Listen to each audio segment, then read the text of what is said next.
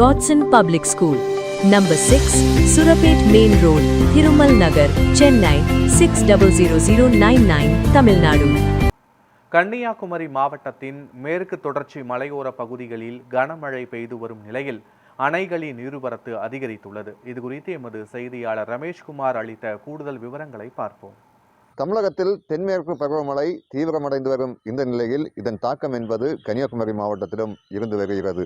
கன்னியாகுமரி மாவட்டத்தை பொறுத்த அளவில் கடந்த சில நாட்களாக விட்டு கனமழை என்பது பெய்தாலும் நேற்று மாலை முதல் தொடர்ச்சியாக அந்த கனமழை என்பது பெய்து வருகிறது. மேற்கு தொடர்ச்சி மலை பகுதிகளிலும் சரிதான், அதே போன்று அடிவார பகுதிகளிலும் தொடர்ச்சியாக நகர பகுதிகளிலும் பரவலாக மழை என்பது பெய்து வருவதால் பேச்சிப்பாறை, பெருஞ்சாணி, சிற்றாறு ஒன்று போன்ற அணைகளுக்கு நீர்வரத்து என்பது அதிகரித்திருக்கிறது. இதே போன்று மாவட்டம் முழுவதும் கடந்த 24 மணி நேரத்தில் 31 சென்டிமீட்டர் மழை என்பது பதிவாகியிருக்கும் நிலையில் கோதையாறு, தாமிரபரணி ஆறு, அதே போன்று பகலியாற்றின் கரையிலும் தற்பொழுது தண்ணீர் வரத்து என்பது வந்து கொண்டிருக்கிறது.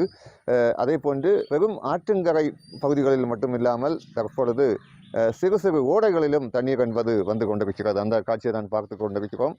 கடந்த சில வாரங்களாக வறண்டு காணப்பட்ட இந்த சிறு சிறு ஓடைகளிலும் தற்பொழுது தண்ணீர் என்பது மெல்ல மெல்ல வர துவங்கி இருக்கிறது. மாவட்டத்தை பொறுத்த அளவில் பரவலாக மழை என்பது பெய்து வருவதால் ஒரு குளுமையான ஒரு காலநிலையும் தற்பொழுது உருவாகியிருக்கிறது.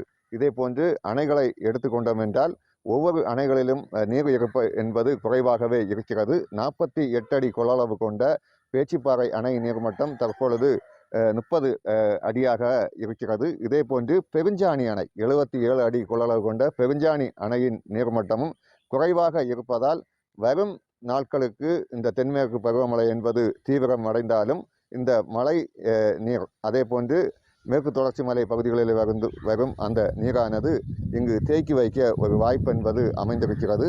எனவே தொடர்ச்சியாக மழை பெய்தாலும் பெரும் பாதிப்பு என்பது ஏற்படாத நிலையில் இந்த முறை இந்த நீர் என்பது தேக்கி வைக்கும் பொழுது வரும் நாட்களில் விவசாயத்துக்கு போதுமான தண்ணீர் என்பது இந்த அணைகளிலிருந்து பெறப்படும் தண்ணீர் போதுமானதாக இருக்கும் எனவும் எதிர்பார்க்கப்படுகிறது.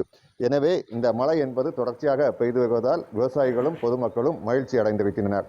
நியூஸ் 7 தமிழுக்காக கன்னியாகுமரி மாவட்டத்திலிருந்து ரமேஷ்குமார்.